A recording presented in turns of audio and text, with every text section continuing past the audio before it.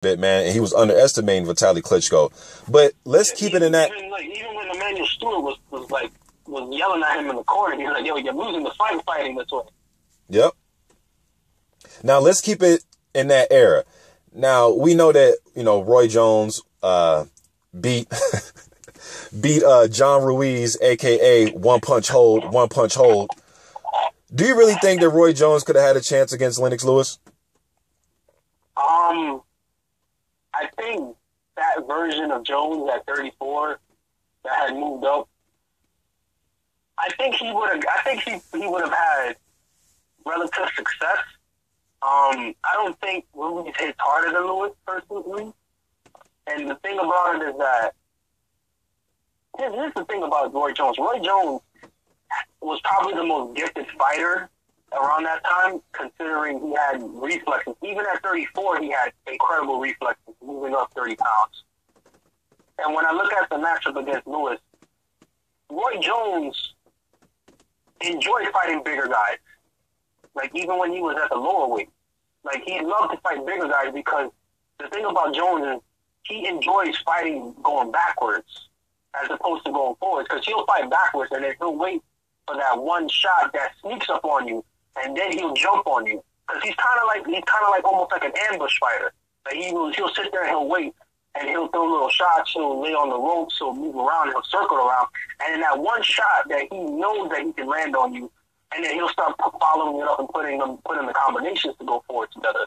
Now, if he would have found Lewis with one of those shots, because he did show that he could hurt Ruiz, so I can only guess that he probably had a lot. He probably still had enough sting on his punches to where he could probably do something against Lewis.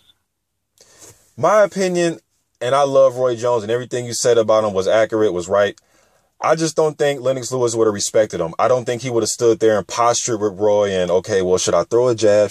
I think Emmanuel would have look, man, go right at him, knock him out. I don't think it would have been a first round knockout, but I just don't think Lennox would have respected him. I think he just would have walked through Jones. And if Jones would have tried to lay back, I think Lewis reaches long enough to where he would have got pushed back regardless.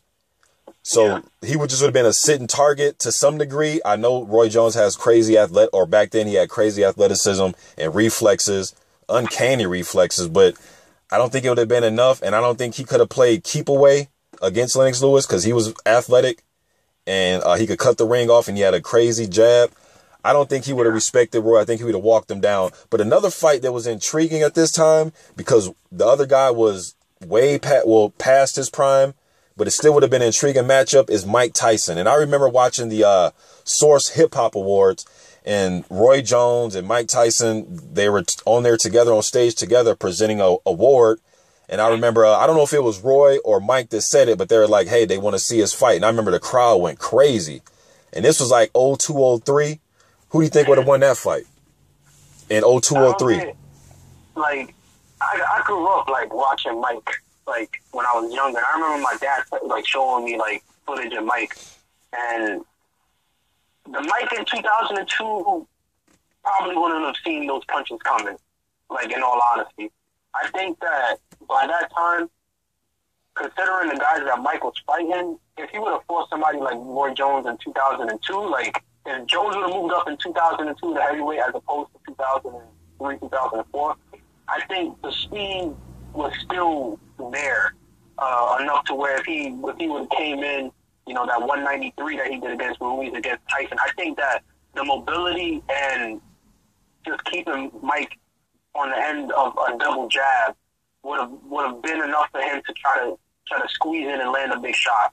Like, I think with Mike was so used to not moving his head at that time, considering how he used to move his head, you know, when he was trained by Customato. Like, the Mike that was fighting in the early 2000s, like, he just didn't move his head enough. And I think that with Jones and the reflexes in his punches, especially with his uppercut, he would have definitely landed an uppercut on Mike if Mike wasn't moving his head. I think, man, he would, especially back then. Like you said, this is the flat-footed plotter Mike that only really had about a round or two in him.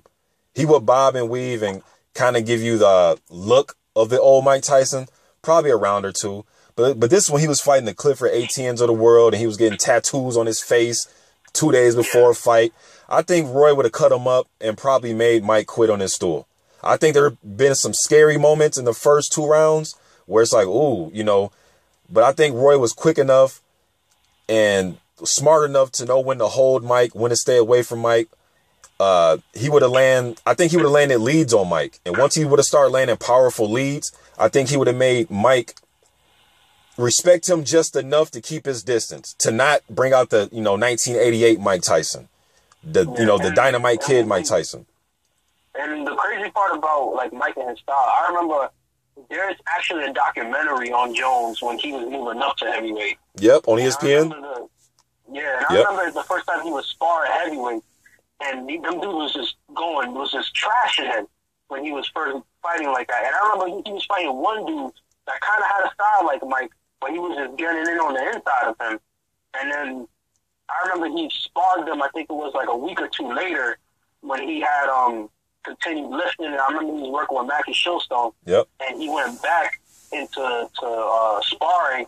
And these dudes, he couldn't adjust to the speed this time because he had the strength and the ability to time him this time around. And I remember he hit the same dude with about 6 hooks in a row and had him laying on the ropes. And I was just like, if that version of Jones was fighting like Mike right now, I think he honestly would have just been able to land anything on him. And I remember that documentary. I believe it was ESPN The Life. I'm not sure, but I remember that documentary.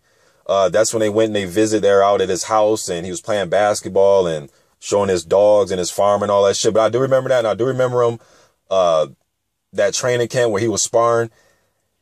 Roy, man, I mean, he's one of the only dudes I can see, like you say, land 6 hooks on you.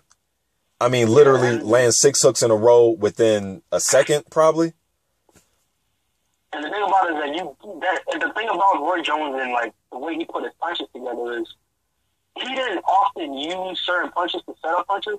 What he really wanted to do was land a punch that you didn't see and keep hitting you with that same punch because you really couldn't adjust to it. Yep.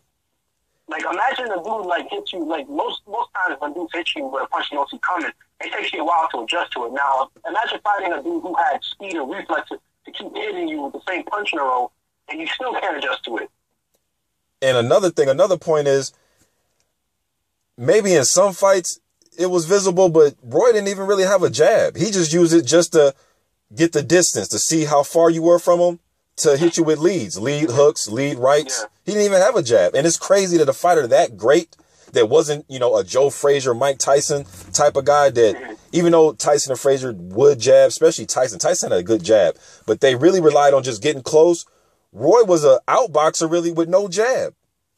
Yeah, to me, I felt like when it came to our stylist, he would often flick his jab out and then he would put both of his hands like sort of like around his head and he would circle out to measure the distance.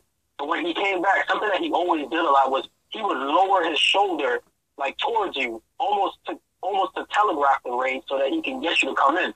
And when you came in, that's when he used to sneak those uppercuts in.